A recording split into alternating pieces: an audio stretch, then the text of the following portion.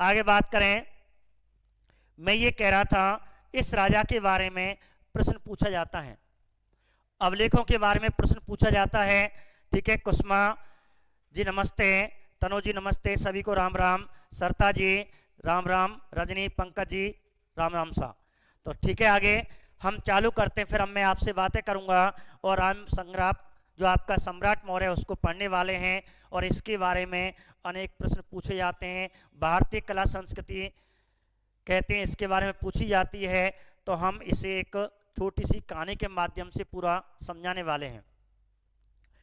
तो बात करते हैं पहले, ठीक है, ये राजा कैसे बना। ये राजा कैसे बना तो मैंने आपको बताया था बिंदुसार में कि जैन ग्रंथ, जो आपके जैन ग्रंथ हैं, सबसे पहले जैन ग्रंथ में उल्लेख मिलता है जब बिंदुसार मगध का शासक था और उसने औपचारिक रूप से अपने बड़े बेटा सुसीम को उत्तराधिकारी की घोषणा कर दी, जिसका विरोध हुआ और कहा जाता है बिंदुसार की बिना इच्छा के, और छोटा बेटा था अशोक, और अशोक ने सुसीम को राजगद्दी से हटाया और बिंदुसार की बिना इच्छा के और अशोक ने मगध पर राज्यारोहण कर लिया। अब देखो, मगध पर राज्यारोहण, ये क्वेश्चन है आपके, राज्याभिषेक राज्यारोहण, ये जैन ग्रंथों के अनुसार है। आजकल ये भी पूछा जा रहा है किस ग्रंथ के अनुसार, तो आप आंसर दे रहे हो नीति सिंह 273 ईसा पूर्व। ठीक है, तो आपको बता रहे हैं, तो 273 ईसा पूर्व में राज्यारोहण की बात चल रही है। बहुत बढ़िया, यही आपको छोटी छोटी बातें याद रखनी है। तो मैं छोटी छोटी बातें याद करा रहा हूं क्योंकि क्वेश्चन आपने देखना, मैं आपको अभी एग्जाम हुआ है, शायद अभी 2-3 दिन पहले भी एक आरपीएससी ने एग्जाम लिया है, उसमें भी इंडिया हिस्ट्री के बहुत बढ़िया प्रश्न पूछे गए हैं। और आपको बताऊंगा कि जैसे ही अशोक मौर्य खत्म हो जाएगा अपना टॉपिक, इसके ऑब्जेक्टिव बताऊंगा जो हाल ही में 6 महीना के अंदर आरपीएससी जो एग्जाम ले रही है उनमें भी इसके प्रश्न आए हुए हैं। पुराने प्रश्न भी आपको सब कराने वाला हूं। तो मैं कह रहा था किन ग्रंथों के अनुसार है, केवल जैन ग्रंथ कहते हैं, केवल जैन ग्रंथों के अनुसार बिंदुसार की बिना इच्छा के और अशोक ने मगध पर राज्यारोहण कर लिया। और राज्यारोहण कब किया था, तो आप ध्यान रखें, इसकी तिथि पूछ सकते हैं। अशोक का मगध पर राज्यारोहण कब हुआ, तो आपको सन देंगे 273, 269 ऐसे करके क्वेश्चन, 272 भी दे सकते हैं। ठीक है, तो आपको 273 करना है, 272 नहीं करना है। ठीक है, कुछ किताबों में दे रखा है 272 नहीं करना है, 273 करना है। बहुत बढ़िया, सभी बता रहे हैं, मैं सबको देख रहा हूं, अपना समय बता रहे हैं। तो राज्यारोहण की तिथि पूछे तो 273 ईसा पूर्व आपको करना है। तो यहाँ मैंने आपको इमेज दी है, इसकी माता है सुभद्रांगी, जो धर्मा के नाम से प्रसिद्ध होती है। और मैंने अब यहाँ बताऊंगा कि इसका जो बड़ा भाई था यही सुसीम था और इसे राजगद्दी से हटाया था, मगध की राजगद्दी पे बैठा था। बिंदुसार बीमार हो गया था और औपचारिक रूप से घोषणा इसकी कर दी, लेकिन कहते हैं अशोक ने अपनी प्रजा, अपने दो प्रसिद्ध सेनानायक खल्लाटक और अपने मंत्री प्रधानमंत्री राजा गुप्त की सहायता से, और कहते हैं अपने भाई को हराया है, अर्थात राजगद्दी से उतार दिया। और इस प्रकार मगध पे क्या कर लिया, जबरदस्ती कब्जा, बिना इच्छा के। जब बिना इच्छा के करते हैं तो वह कुछ ऐसी बातें आती है, उसके लिए राज्यारोहण आता है। तो सम्राट अशोक ने 273 ईसा पूर्व में मगध पर राज्यारोहण किया। तो आप तिथि याद रखना कि राज्यारोहण की तिथि क्या है, 272, 273, 269, 278। ऐसे आपको कोई भी क्वेश्चन आ जाए तो 272 यदि आ गया तो गलत है, ध्यान रखना, आपको 273 ईसा पूर्व करना। एक बात तो क्लियर यहाँ कर देता हूँ। दूसरी बात, अब कहती है जबरदस्ती मगध पे बैठ गया। ठीक है मेरे मित्रों, ध्यान से सुनना, बाद में बात करूंगा आपसे। राज्यारोहण हो गया 273 में, जबरदस्ती मगध की गद्दी पे बैठ गया, कोई राज्याभिषेक नहीं, कोई दावत नहीं, कोई मिठाई नहीं। ठीक है, इस प्रकार राज्यारोहण कर दिया।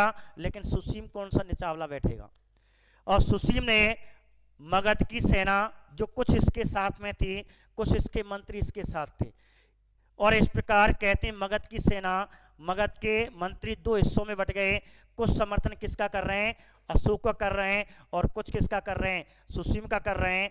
इस प्रकार दोनों भाइयों के मध्य और कै वर्ष संघर्ष हुआ, 4 वर्ष।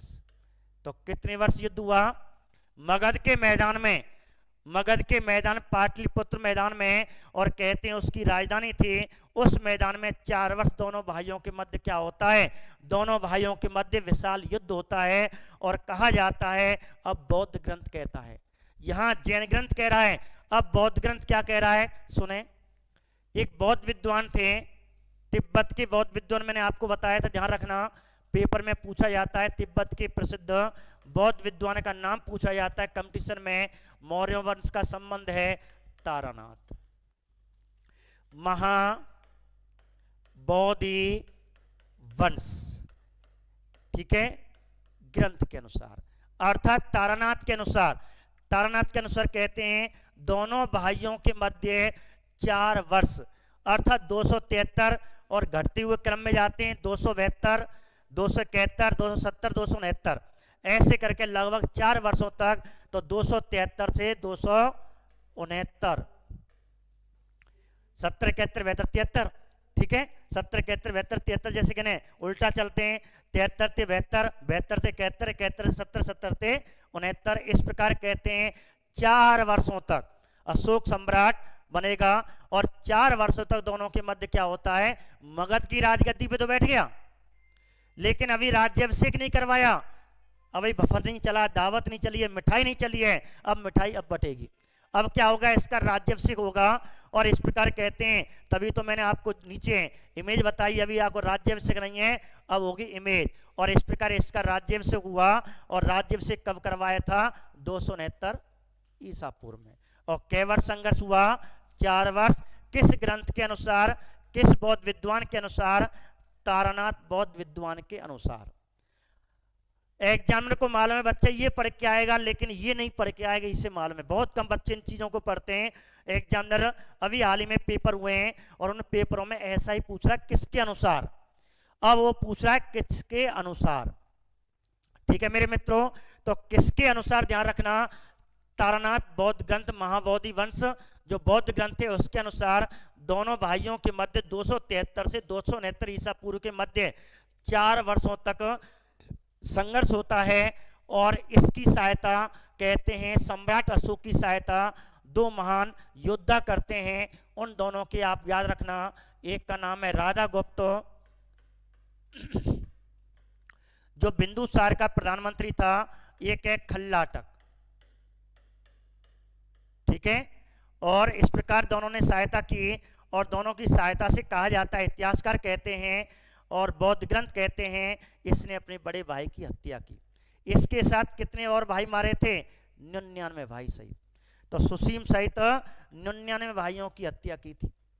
इतिहासकार कहते हैं बिंदुसार के 100 बेटा थे, वो 101 बेटा थे, कहते हैं कि 99 भाई तो सुसीम सहित हो गए। और कहते हैं कि इसका एक विक्ताशोक इसका एक भाई था, वह इसका साथ देता है। और इस प्रकार अपने एक भाई की सहायता से और अपने 2 मंत्रियों की सहायता से, अपने मगध की आसी विशाल सेना की सहायता से अपने भाई की हत्या करता है, जिसमें 99 भाई मारे गए थे। जिसमें सबसे बड़ा भाई कौन था, सबसे बड़ा कौन था, कितने भाइयों की हत्या करके, सुसीम सहित, सुसीम रहित नहीं, तो बेटा ध्यान रखना, सुसीम सहित 99 भाइयों की हत्या करता है। और इस प्रकार अब करवाएगा मगध पर, क्या करेगा, मगध पर राज्याभिषेक होगा, अब बनेगी दावत। अर्थात राज्याभिषेक कब हुआ, तो 101 पुत्र थे, बहुत बढ़िया, 2 पुत्र ये हो गए अपने भाई विक्तासुर सहित अशोक, ठीक है। और 99 ये हो गए, 101 पुत्र बताता है, बौद्ध ग्रंथ बताते हैं कि 101 पुत्र थे। उमेश कुमार जी बहुत बढ़िया आपने आंसर दिया, 99 भाइयों को मार देगा। अपने एक भाई विक्ताशोक की सहायता से, अपने छोटे भाई विक्ताशोक की सहायता से अशोक राजा गुप्त और खल्लाटक की सहायता से मगध पर राज्याभिषेक करेगा। और इस प्रकार अब बन गया मगध का राजा। एक बात, 2 क्वेश्चन हो गए। तो राज्यारोहण कब किया है, 273 ईसा पूर्व में। राज्याभिषेक कब किया है, 269 ईसा पूर्व में। मेरे मित्रों सोना नहीं, आपको पढ़ना है। मनोज जी, बबीता जी, नत्तन जी, पंकज जी, सरिता जी, रोते जी, मनोज कुमार जी, सभी, दिलीप जी, सभी आए। अब इस प्रकार कहते हैं राज्य से हो गया, 2 प्रश्न हो गए। अब कहते हैं इसका शासनकाल पूछे। अब इसका शासनकाल पूछा जाए कि सम्राट अशोक मौर्य का शासनकाल कब से कब तक रहा। अब बताइए आंसर क्या आना चाहिए, 269 से गिनेंगे या 273 से गिनेंगे। तो मगध पर शासनकाल कब से कब तक रहा, तो राजगद्दी पे कब बैठ गया, 273 ईसा पूर्व बैठ गया। तो उसी समय से राज्यारोहण से इसकी क्या गिनी जाएगी, इसका समय गिना जाएगा, राज्यारोहण से ही इसका समय गिना जाएगा। तो मेरे मित्रों 273 से लेकर के 232 ईसा पूर्व तक इसका शासन चलेगा। तो ये आप ध्यान रखने। तो 273 से 232 ईसा पूर्व तक इसने मगध पे क्या किया मेरे मित्रों, मगध पे क्या किया था, शासन किया था। 3 प्रश्न तो ये हो गए आपके, राज्यारोहण का, राज्याभिषेक का और शासन काल का, सीधे सीधे क्वेश्चन हो गए आपके। अब बात करते हैं इसके बारे में। अब कहती हैं राजा बना, मगध का राजा बना। अब मगध का राजा बनता है और कहा जाता है राजा बन गया 273 से 232 ईसा पूर्व तक, ठीक है।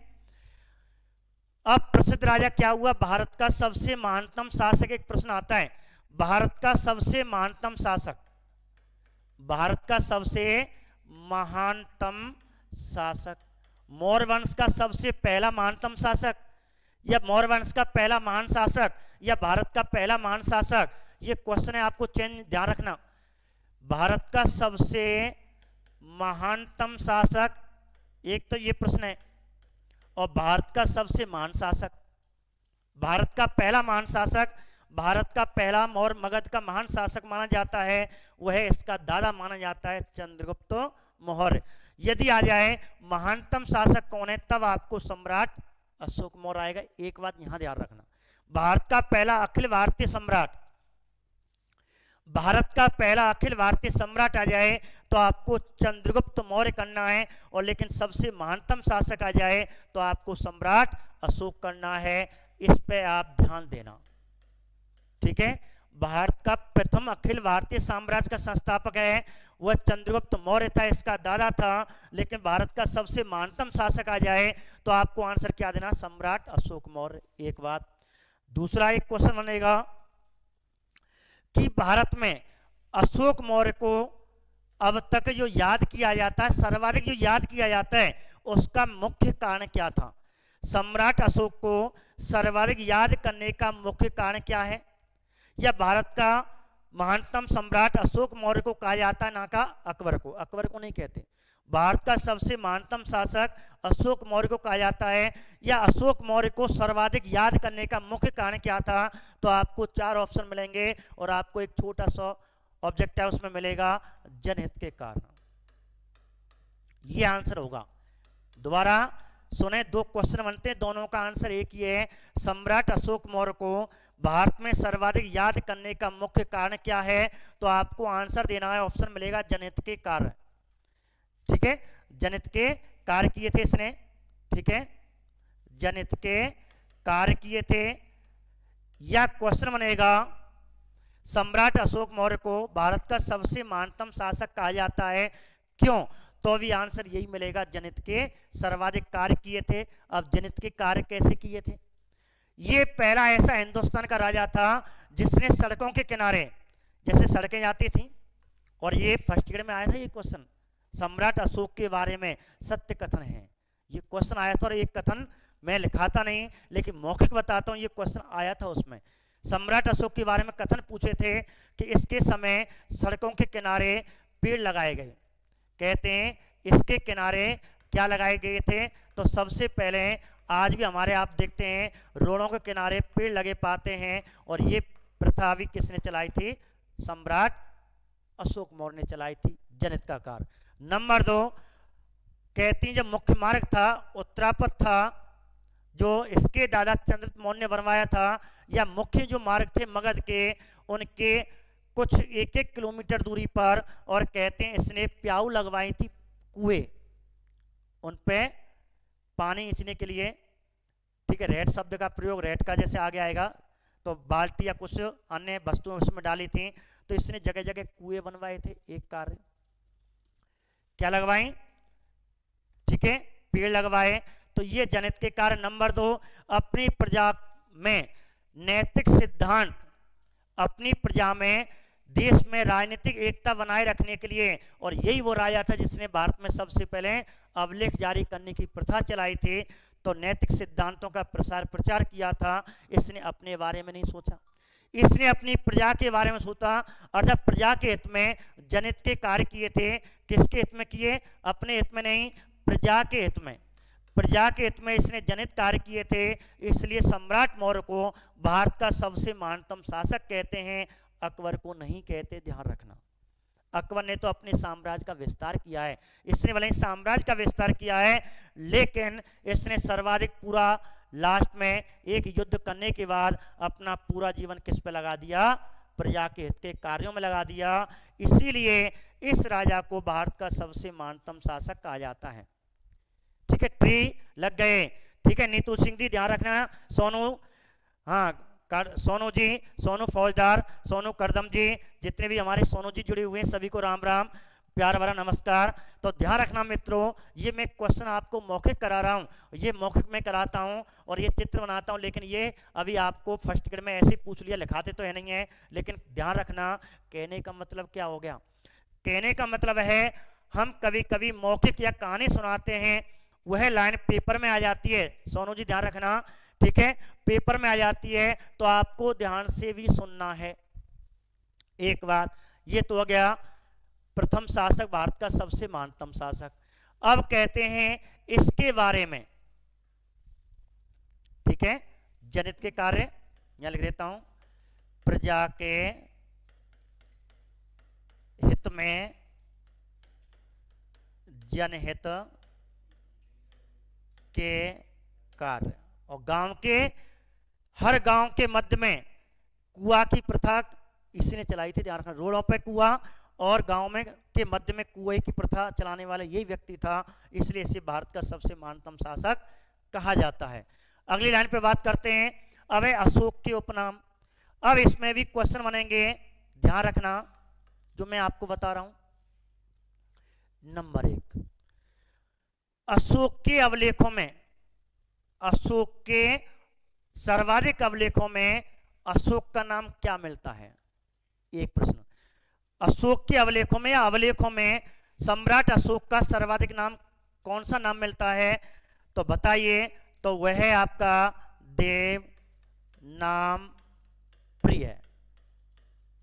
दो नाम मिलते होंगे किताबों में, देव नाम प्रिय या देव नाम प्रिय दर्शी।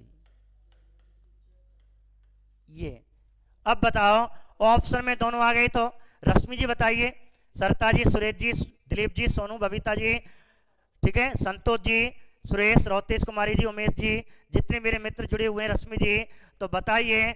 अब क्वेश्चन आ जाता है कि सम्राट अशोक को अवलेखों में सर्वाधिक नाम क्या मिलता है? देवनाम प्रिय आ जाए और देवनाम प्रियदर्शी आ जाए तो नाम क्या मिलेगा? ठीक है, प्रिय, देवनाम प्रिय याद रखना, प्रियदर्शी मत कर देना। ये भी नाम मिलता है अवलेखों में, लेकिन सर्वाधिक अवलेखों में नाम क्या मिलता है? देवनाम प्रिय मिलता है। इसको भी आप ध्यान रखें। राहुल शर्मा जी नमस्ते, विष्णु गुर्जर जी नमस्ते, ठीक है, रजनी राज जी नमस्ते, ठीक है, ध्यान रखना इस बात को। आप आए, बहुत आपका स्वागत है। तो ये एक नाम तो ये हो गया। तो कहते हैं अवलेखों में इसका नाम दोनों मिलते हैं, लेकिन सर्वाधिक देवनाम प्रिय मिलता है। एक बात। अब ये अब राजा बना था, जब इसने राजतिलक करवाया था 269 ईस्वी में, तो इसने कौन सी उपाधि दान की थी? एक बात।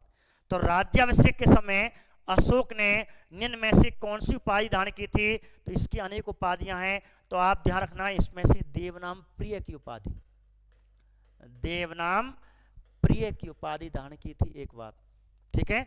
दूसरा है, तो अवलेखों में ये हो गया। अब आ जाए पुराणों में इसे क्या कहते हैं। अब क्वेश्चन आ जाए, पुराणों में इसे क्या कहा गया है? तो पुराणों में भी अशोक मौर्य का उल्लेख मिलता है, सम्राट अशोक का उल्लेख पुराणों में भी है। अब पुराणों में इसे क्या कहा गया है? पुराणों में इसे, हाँ प्रदीप जी नमस्ते, नीतू सिंह जी, तो पुराणों में इसे क्या कहते हैं बताइए? ये क्वेश्चन है आपके। अब वो क्वेश्चन आप जानते हैं, उनको पूछ रहा है, अब वहां से हटके जाएगा। क्यों हटके जाएगा, मैं ये नाम क्यों दे रहा हूं? आपकी एनसीईआरटी बुकें जो वर्तमान में नई आई हैं, अशोक वर्धमान, रौतेश कुमारी जी, बहुत बढ़िया आंसर दिया। तो ध्यान रखना, पुराणों में से रौतेश कुमारी जी ने इसका आंसर दिया। पुराणों में से क्या कहते हैं? अशोक वर्धन कहते हैं, अशोक वर्धन। एक बात, दो क्वेश्चन क्लियर हो गए। अगला है आपका तीसरा, आपका अपना अब है क्वेश्चन आएगा अशोक को, ठीक है, मगध का राजा, अशोक को मगध का राजा बताया गया है। अशोक के जो खुद के अभिलेख हैं उसने अपनी प्रशंसा नहीं की है, अपने परिवार के बारे में 0.0.1 बाकी प्रजा के बारे में बताया है। तभी तो महानतम शासक है। हम जैसे क्या करते हैं, अपनी प्रशंसा करते हैं, हम अपनी वाइफ को टबा हमारा नाम हुए, ठीक है, लेकिन ये ऐसा नहीं था, ये प्रजा के बारे में लिखता था। लास्ट में अपना नाम केवल लिखता था, हल्का सा ही, अपनी ख्याति अपने परिवार के बारे में नहीं लिखता था। हाँ, एक जरूर जाने रानी थी, उसी को मैं बताने वाला हूँ। एक रानी का नाम मिलता है, ठीक है, उसका इंतजार करें। अनेक रानियां बताई जाती हैं, 4 प्रसिद्ध रानियां, जिसमें एक प्रसिद्ध रानी है, पीछे बताएंगे, पहले इसके नाम की बात करते हैं।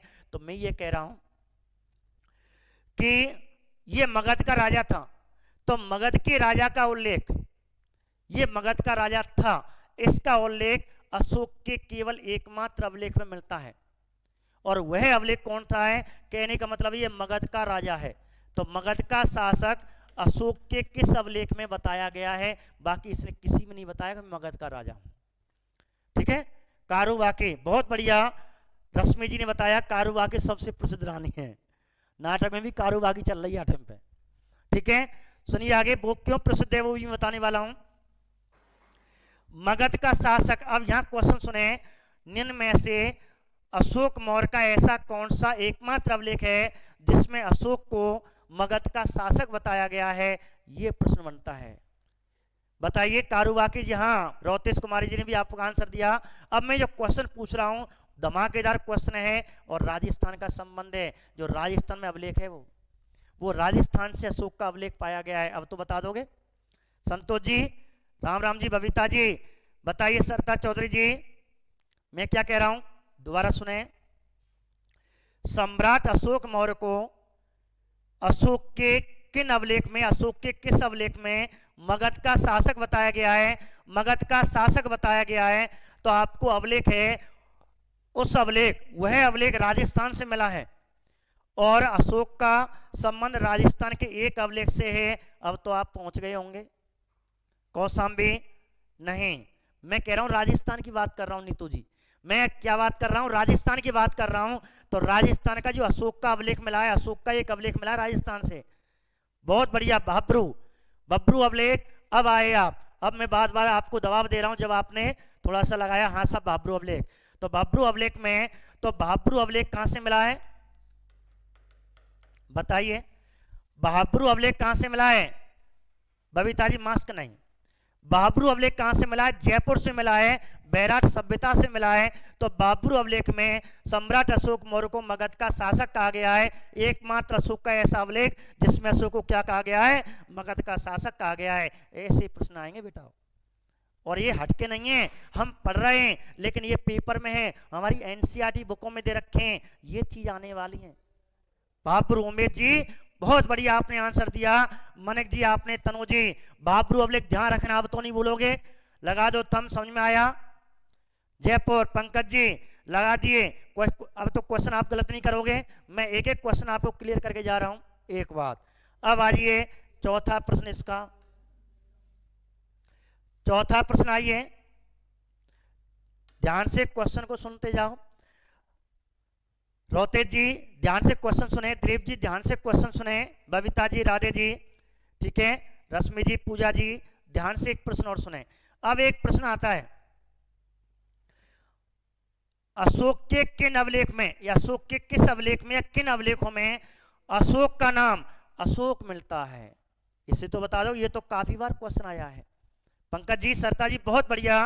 मैं क्या कह रहा हूं, 5 सेकंड आपको समय दूंगा और क्वेश्चन दोबारा ध्यान से सुने। प्रदीप जी, ध्यान से क्वेश्चन सुने। क्वेश्चन में क्या कह रहा हूं, क्वेश्चन क्या कह रहा हूं, मैं कह रहा हूं कि सम्राट अशोक को सम्राट अशोक को अशोक के किस अवलेखों में केवल अशोक कहा गया है, केवल अशोक कहा गया है। और ये क्वेश्चन काफी बार पेपर में पूछा जाता है। अशोक मौर्य के प्रसिद्ध प्रश्नों में इसकी गिनती की जाती है। वह कौन से मास के अवलेख? विष्णु जी, गुर्जर साहब बहुत बढ़िया, बयाना साहब, बयाना के शेरों बहुत बढ़िया आंसर दिया, मास के अवलेख। दूसरा अवलेख और बता दो मेरे शेरों, मेरे शेरों 5 सेकेंड। एक मास के अवलेख आ गया तो इसे केवल अशोक नाम दिया जाता है। तो एक नाम तो आ गया, कौन सा अवलेख? मास की अवलेख। पेपर के लिए तैयार रहना। एक और बता दो मेरे शेरों, एक और अवलेख ऐसा है जिसमें सम्राट अशोक मौर्य को केवल अशोक नाम दिया गया है। मास के अवलेख के अलावा एक और कौन है? बहुत बढ़िया, गुर्जरा अवलेख। उमेश जी कौन सा है? नेत्तूर। बहुत बढ़िया आंसर आते जा रहे हैं। अब तीसरा भी आ गया, नेत्तूर, बहुत बढ़िया। उदय गोलम, 4 हैं, ध्यान रखना। मास की नेत्तूर, उदय गोलम, उदय गोलम, और अभी बताया था गुर्जरा। क्या हो गए बेटा? ये 4 अवलेख हैं। अधिकतर अभी पेपरों में, जो आपके पेपरों में पूछा गया है, वह सर्वाधिक मास की अवलेख और गुर्जरा अवलेख पूछा जाता है। तो गुर्जरा अवलेख आपके लिए तो यही इंपॉर्टेंट है, लेकिन मैंने आपको 4 बता दिए। तो 4 अवलेख में अशोक का नाम क्या मिला है मेरे बेटो? गुर्जर मास की। मेरे मित्रों, मेरे दोस्तों, मेरे दमदारों, मेरे शेरों, तो ध्यान रखना, अशोक का नाम, अशोक केवल अशोक के 4 अवलेखों में मिला है। कितने अवलेखों में? अब 2 नहीं, अब आपको कितने करने मेरे मित्रों? आपको 4 करने। अशोक का नाम 4 अवलेखों में, अशोक का नाम अशोक मिलता है। और वह कौन सा है? मास के अवलेख, नेत्रु अवलेख, उद्गोलम अवलेख, गुर्जर अवलेख। बताइए, तैयार? बहुत बढ़िया। रश्मि जी, चारों याद कर लो, मास की, नेत्रु, उद्गोलम, गुर्जरा। अब आगे बात करते हैं। अब आगे क्या बात करते हैं? अब ये क्वेश्चन आ गया। अब क्वेश्चन आ जाता है मास की, नेतुर, उद्गोलम। ठीक है, क्वेश्चन क्या आ गया? मास की, नेतुर, उद्गोलम कहां, कौन से राज्य से मिले हैं? गुर्जरा कौन से राज्य से मिला है? बताइए मेरे मित्रों। अगला प्रश्न आएगा। अगला प्रश्न क्या आएगा? अशोक को अशोक कहने वाले 4 अवलेख हैं, मास की, नेत्र, उद्गोलम, गुर्जरा। मास की, नेत्र, उद्गोलम किस राज्य से मिले हैं? ये तीनों कहां से मिले? बहुत बढ़िया, ये तीनों ही ऊपर के। और तीनों कहां से हैं मेरे मित्रों? कर्नाटक से हैं। तो ये तीनों कहां से हो गए? और ये तीनों हो गए कर्नाटक से। कहां से हो गए मेरे मित्रों? कर्नाटक से। और गुर्जरा कहां से मिला है? गुर्जरा कहां से है? मध्य प्रदेश से है। एनसीईआरटी बुक में दक्षिण भारत के, अब एनसीईआरटी में एक लाइन दे रखी है, एनसीईआरटी में आपको एक लाइन बता दूं, दक्षिण भारत के अवलेखों में अशोक को अशोक कहा गया है। ऐसे भी प्रश्न आ जाए कि भारत के किस भाग से, या भारत के किस भाग के अवलेखों में अशोक को अशोक कहा गया है? उत्तर, दक्षिण, पूर्व, पश्चिम। तो आप दक्षिण कर देना। ठीक है, तो गुर्जरा दक्षिण के किनारे मध्य प्रदेश के दक्षिण वाले हिस्से पे है। तो मध्य प्रदेश में गुर्जरा अवलेख है, कर्नाटक में नहीं है। मेरे मित्रों ध्यान रखना, इस प्रकार मैंने अभी आपको परिचय बताया है। अभी तो बहुत बड़ा इतिहास पढ़ने वाले हैं, इसमें से सीधे सीधे प्रश्न आते हैं मेरे मित्रों। तो ध्यान रखना, ये आपका सम्राट अशोक मौर्य है, ये सम्राट अशोक मौर्य है। आप इसका स्कैन फोटो ले सकते हैं और फिर मैं आगे बताऊंगा। आगे बात करते हैं। ये तो मैंने दिया इसका केवल नामांकन।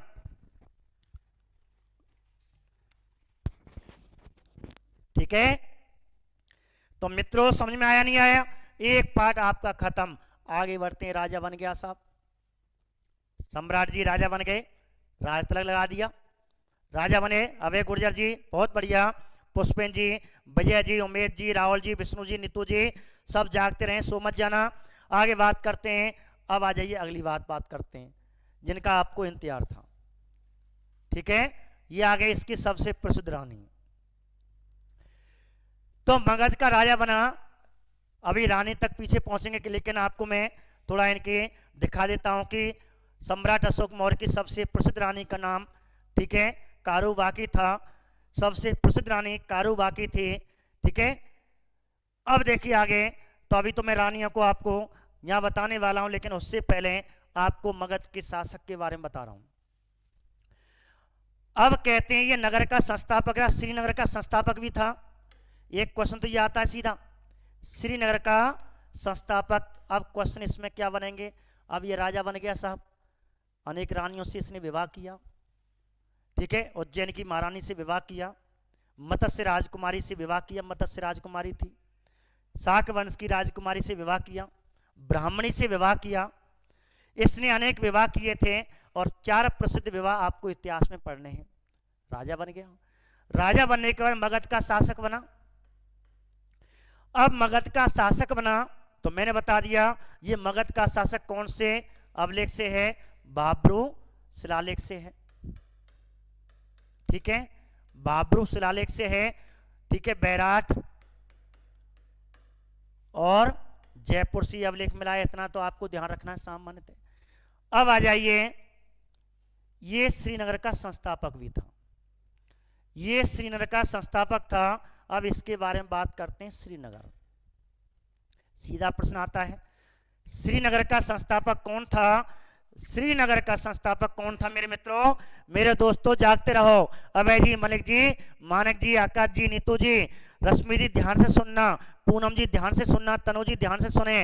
और कहते हैं श्रीनगर का संस्थापक कौन माना जाता है? अशोक मौर्य को माना जाता है, इतना तो हम जानते हैं, अशोक मौर्य। अब ये उल्लेख कौन सा ग्रंथ देता है कि अशोक मौर्य ने? अब उल्टा पूछेगा, सुभद्रांगी प्रिय रानी नहीं थी, सुभद्रांगी प्रिय माता थी। अशोक मौर्य की कौन थी सुभद्रांगी? जो सबसे पहले मैं बता दें, इसकी माता थी, जो धर्मा के नाम से प्रसिद्ध हुई, बिंदुसार की सबसे प्रसिद्ध थी। ठीक है, श्रीनगर का संस्थापक अशोक मौर्य था, इतना हम जानते हैं। अब इसकी जानकारी कहां से मिलती है? हाँ बताइए तनु जी। ठीक है, झेलम नदी के किनारे श्रीनगर है, बहुत बढ़िया। श्रीनगर कश्मीर में है, इसने बसाया था। कौन सी नदी के किनारे? झेलम नदी के किनारे है, श्रीनगर की स्थापना की थी। अब अशोक ने श्रीनगर को बसाया, भारत के विश्व के स्वर को बसाया। राज तरंगणी, आकाश जी बहुत बढ़िया। और ये जानकारी हमें कहां से मिलती है? राज तरंगणी से मिलती है। अब ये किताब भी पेपर में बहुत पूछी जाती है मेरे मित्रों, मेरे दोस्तों। राज तरंगणी पुस्तक पेपर में पूछी जाती है इस ग्रंथ के अनुसार। और इस ग्रंथ का लेखक कौन था बताइए? इस ग्रंथ का लेखक कौन था? राज तरंगणी का, कल्लड़ की राज तरंगणी, बहुत बढ़िया, कल्लड़ की राज तरंगणी। काय की? कल्लड़ की राज तरंगणी। याद करना, कल्लड़ की राज तरंगणी में कौन सी भाषा का पुस्तक है, कौन सी भाषा का ग्रंथ है? संस्कृत भाषा का है, एक बात ध्यान रखना। ठीक है, अब कहते हैं कल्लड़ ने 12वीं सदी में, कल्लड़ ने 12वीं सदी में, और उस समय श्रीनगर का राजा, उस समय श्रीनगर का राजा कौन था जब कल्लड़ ने कश्मीर का इतिहास लिखा था राज तरंगणी में? तो कश्मीर का इतिहास कौन सी पुस्तक में लिखा हुआ है? इस पुस्तक की सबसे प्रसिद्ध विशेषता, इसमें कश्मीर का इतिहास लिखा हुआ है। कश्मीर का इतिहास निम्न में से किस ग्रंथ में लिखा हुआ है? राज तरंगणी में से। या कश्मीर का इतिहास किसने लिखा? कश्मीर का इतिहास किसने लिखा? कल्लड़ ने लिखा। एक बात, अब मैं क्या कह रहा हूं, उस समय जब लिखा था तो ये किसका राज कवि था, किसका दरबारी विद्वान था? तो ध्यान रखना, आप यदि भूल भी जाएं तो सवाई जयसिंह याद कर लेना। सवाई जयसिंह तो जयपुर का है, सवाई शब्द हटा दो तो राजा जयसिंह, राजा जयसिंह। तो राजा जयसिंह के समय इसने कश्मीर का इतिहास लिखा था, अर्थात अपनी पुस्तक संस्कृत की राज तरंगणी पुस्तक कहते हैं कश्मीर के राजा जयसिंह के समय लिखी गई थी। अब सुनिए कहानी। कल्लड़ कहता है अपने ग्रंथ राज तरंगणी में कि अशोक मौर्य ने अपने राज्याभिषेक के, जब ये राजा बन गया, कब राजा बन गया? राज्याभिषेक के, राजा बना 273 में, लेकिन राज्याभिषेक हुआ 269 में। तो अपने राज्याभिषेक के 7वें वर्ष इसने कश्मीर में झेलम नदी के किनारे श्रीनगर कस्बा बसाया। अब ये ध्यान रखना कौन से वर्ष बसाया, इतना हम जानते हैं, ये पेपर में पूछा गया है। एक तो पेपर में कौन सा अभी क्वेश्चन नहीं आया, बाकी लगभग पुराने पेपर आ चुके हैं। एक तो ये क्वेश्चन नहीं आया, ये क्वेश्चन अभी पेपर में ये नहीं आया, और ये लाइन आपको 10वीं की क्लास में 10th क्लास में दे रखी है। ये लाइन है, ये लाइनें 10th क्लास में है। तो कौन से सुरेश चंद 12वीं सदी में राजा जयसिंह राजा था, और सम्राट अशोक के समय अब कश्मीर का राजा कौन था, तो सम्राट अशोक ने कश्मीर का राजा किसे बनाया। दो याद रखना, जब पुस्तक लिखी उस समय कश्मीर का राजा राजा जयसिंह था, लेकिन अशोक के समय श्रीनगर का राजा किसे बनाया, तो अशोक ने, ठीक है, श्रीनगर राजा अपने बेटा को बनाया था। इसका एक बेटा अभी आपने बताया था, किसी मेरे प्रिय विद्यार्थी ने बताया था, उसका नाम बहुत बढ़िया जालौक, क्या था, जालौक था। तो इसका एक बेटा था जालौक, इसकी रानी थी तिस्य रक्षिता। तिस्य रक्षिता इसकी एक रानी थी, उससे एक बेटा हुआ था, उसका नाम जालौक था, और जालौक को कहाँ का राजा बना दिया, कहाँ का राज्यपाल बना दिया, श्रीनगर का राज्यपाल बना दिया। तो सम्राट अशोक मौर्य के समय श्रीनगर का राज्यपाल, गवर्नर, वासराय, उपराज्यपाल, प्रशासक कौन था, जालौक। बहुत बढ़िया, सभी मेरे मित्रों ने आंसर दिया, जालौक था। नीतू जी, सोनू जी, पुष्पेन जी, आकाश जी, सुरेश जी, कृष्णा जी, तनु जी, सोनू, पंकज, दिलीप जी और जनक कोटक, तो जालौक था, ध्यान रखना। तो अशोक मौर्य के समय श्रीनगर का राजा जालौक था, जबकि कल्लड़ के समय और श्रीनगर का राजा राजा जयसिंह था। ये दो चीज आपको ध्यान रखनी है। एक बात, तरंगड़ी में, राय तरंगड़ी में कौन कौन सी बातें मिलती हैं, कश्मीर का इतिहास मिलता है, ये मिलता है कश्मीर किसने बसाया था, ये मिलता है उस समय कश्मीर का राजा कौन था। एक बात और मिलती है सम्राट अशोक मौर्य की। सम्राट अशोक मौर्य के बारे में दो बातें कहता है कि इसने श्रीनगर बसा करके और अपने बेटा जालौक को वहां का राजा बनाया, प्रशासक बनाया। एक बात और मिलती है इसी ग्रंथ में, एक बात क्या मिलती है कि सम्राट अशोक बौद्ध धर्म ग्रहण करने से पहले, आप जानते बौद्ध धर्म धारण किया था, इसने कौन सा धर्म धारण किया था, बौद्ध धर्म धारण किया था। तो बौद्ध धर्म धारण करने से पहले, बौद्ध धर्म धारण करने से पहले, और ये कौन से धर्म का उपासक था। अब ये क्वेश्चन बनेगा आपको, कोई बड़ी बात नहीं बता रहा, मात्र आपको 9वीं 10वीं की किताबें बता रहा हूं। 9वीं 10वीं की किताब में लिखा हुआ है कि सम्राट अशोक मौर्य बौद्ध धर्म ग्रहण करने से पहले किस धर्म का अनुयायी था। तो किसका अनुयायी था, किस देवता का उपासक था। आपको पेपर में 4 ऑप्शन दे दिया, मैं क्वेश्चन पूछ लूं आपसे, दोबारा सुने। सम्राट अशोक मौर्य बौद्ध धर्म ग्रहण करने से पहले किस का उपासक था, किसका उपासक था। जैसे ऑप्शन में डाल दूं, इंद्र देवता का, शिव, बहुत बढ़िया, बबीता जी ने आंसर दिया, दिलीप जी ने आंसर दिया शिव का, ठीक है, शिव का, विष्णु का। ऐसे आपको ब्रह्मा जी का उपासक पूछे जाए तो किसका उपासक था, ये शिव जी का उपासक था, ठीक है, किसका था, शिव जी का उपासक था। और लेकिन बाद में किसका हो गया, बौद्ध धर्म धारण कर लिया। दिव्यावदान ग्रंथ के अनुसार, बौद्ध ग्रंथ के अनुसार, बौद्ध ग्रंथ के अनुसार इसने बौद्ध धर्म धारण कर लिया, लेकिन इस पुस्तक के अनुसार इसने ये कौन से धर्म का उपासक था, शैव, कहते हैं शैव धर्म का उपासक था, शिव धर्म का, वैष्णव का नहीं था मेरे मित्रों। ये किसका था, ये ध्यान रखना, शिव धर्म का उपासक था। एक बात विशेष करके आपको ध्यान रखनी है मेरे मित्रों। आगे बात करते हैं, अब ये राजा बना, ये तो मैंने आपको बताया ये राजा कैसे बना था, और इस प्रकार कहते हैं इसके बारे में, ये राजा के बारे में सीधा पूछा जाता है, आप इसका स्क्रीनशॉट ले सकते हैं। अब बताएंगे इसके बारे में, इसके बेटों के बारे में। अब बेटों के बारे में, जितेंद्र जी राधे राधे, ठीक है। तो अब जो आपका इतिहास है, इसके पुत्रों और रानियों के बारे में, विदेशी राजाओं के बारे में। और आज समय भी आपका है तो मैं आपको एक बार रिवाइज करा रहा हूँ, तो शायद यदि मैं 10 मिनट में कराऊं तो शायद आपको ये टॉपिक नहीं हो पाएगा, मौर्य वंश की राजकुमारियों का संबंध, क्योंकि बहुत क्वेश्चन इनकी रानियों में है। आपको एक बार इनके बारे में थोड़ा सा सामान्य आपको बता रहा हूँ। ये रानी, ठीक है, ये 2 प्रसिद्ध रानी थी, 4 रानी है, अनेक रानी बताई जाती हैं, तो इनका इतिहास में क्वेश्चन पूछे जाते हैं। इनके उत्तराधिकारी जो बेटा थे उनके बारे में प्रश्न पूछे जाएंगे, इसलिए मैं जल्दी नहीं करूंगा, एक एक क्वेश्चन आपको क्लियर बताऊंगा, क्योंकि इससे आप लिख सकें, इससे आप लिख सकें।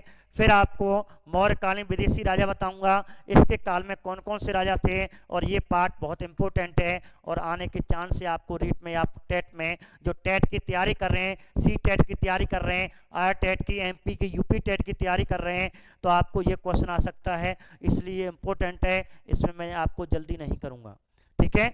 इसके बाद कहते हैं, तो ये 2 पार्ट हैं, तो जो मैंने आपको आज एक पार्ट कराया था उसके बारे में दोबारा क्वेश्चन सुन लें, कि आज इतना समय नहीं है, कोई बात नहीं, ठीक है। दूसरा पार्ट हम कल करा देंगे, ध्यान से सुने। नंबर 1, सम्राट अशोक को भारत का महानतम शासक कहा जाता है। भारत के किस राजा को सबसे महानतम शासक कहते हैं? ऑप्शन में अकबर जरूर आएगा, अकबर नहीं करना है, आपको सम्राट अशोक मौर्य करना है। क्यों करना है? क्यों? क्योंकि इसने भारत में सबसे पहले जनहित के, प्रजा के हित में कार्य किए थे, तो प्रजा के हित में कार्य किए थे, इसलिए क्या कहते हैं? भारत का सबसे महानतम शासक कहते हैं। दूसरा नाम, किसी अभिलेखों में सर्वाधिक कौन सा नाम मिलता है? देवनाम प्रिय।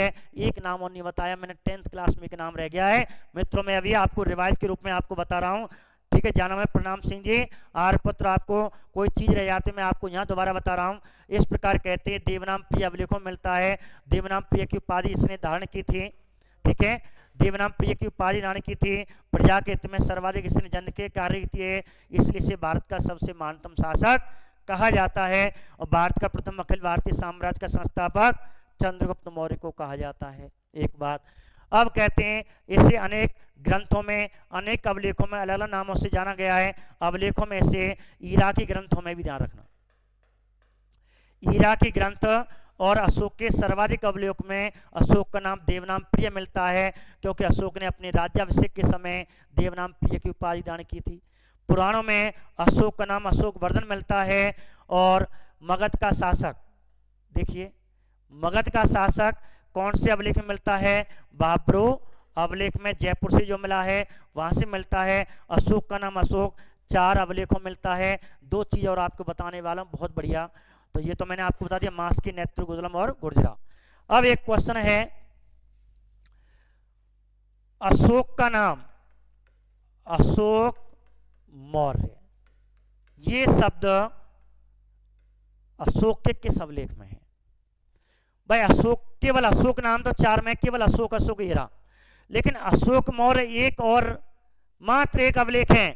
सोनू फौजरी बहुत बहुत धन्यवाद आपको। एकमात्र ऐसा अभिलेख है जिसमें अशोक का नाम अशोक मौर्य मिलता है, बताइए वो कौन सा अभिलेख है? ये भी क्वेश्चन बहुत बढ़िया है। जो आपकी नई किताबें आई हैं उनमें ये चीजें दे रखी हैं, ये गाइडों में नहीं होती हैं। दिल्ली की एनसीईआरटी किताबों में, माध्यमिक शिक्षा बोर्ड की, यूपी की किताबों में, जो सरकारी स्कूलों में चल रही हैं उनमें ये लिखा हुआ है अशोक का नाम अशोक मौर्य। एकमात्र उल्लेख है वो है अभिलेख है जूनागढ़ अभिलेख, जूनागढ़ अभिलेख। और जूनागढ़ अभिलेख कहां से मिला है? गुजरात से मिला है। मैंने आपको बताया था कि अशोक मौर्य ने एक झील का, ठीक है, विस्तार करवाया था, झील का विस्तार करवाया था, बांध का निर्माण करवाया था उस झील पे, जिसका नाम सुदर्शन झील है। तो सुदर्शन झील पे भी आगे जाकर के अशोक ने अपने एक छोटा सा अभिलेख लिखवाया, और उस अभिलेख में अशोक का नाम क्या मिलता है? अशोक मौर्य मिलता है। क्लियर? तो ऐसे करके मैंने आपको बता दिया, अशोक मौर्य का नाम यहाँ मिला, अशोक मिला, अशोक वर्धन मिला, ठीक है, मगध का राजा मिला। तो ये आप ध्यान रखना है, अशोक मौर्य जूनागढ़ अभिलेख में मिलता है। एक बात ये हमने बात की थी। आगे हमने बात की थी कि मगध के राजा के बारे में। फिर हमने एक पुस्तक की बात की थी, रायतरंगिणी के अनुसार। रायतरंगिणी के अनुसार कहते हैं कौन से शासन काल में राज्याभिषेक के 7वें वर्ष, आपको ध्यान रखना, ये प्रश्न बनता है, प्रश्न बनेगा, अशोक ने श्रीनगर की स्थापना कश्मीर में झीलम नदी के किनारे की थी?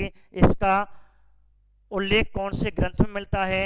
या अशोक ने अपने राज्याभिषेक के कौन से राज्याभिषेक के समय कश्मीर की श्रीनगर की स्थापना की थी? तो आपको आंसर सातवें राज्याभिषेक के समय। तो मित्रों आज हम इतना ही पढ़ाएंगे, ठीक है, क्योंकि आपका 10 मिनट में वो टॉपिक नहीं हो पाता, उसके लिए कम से कम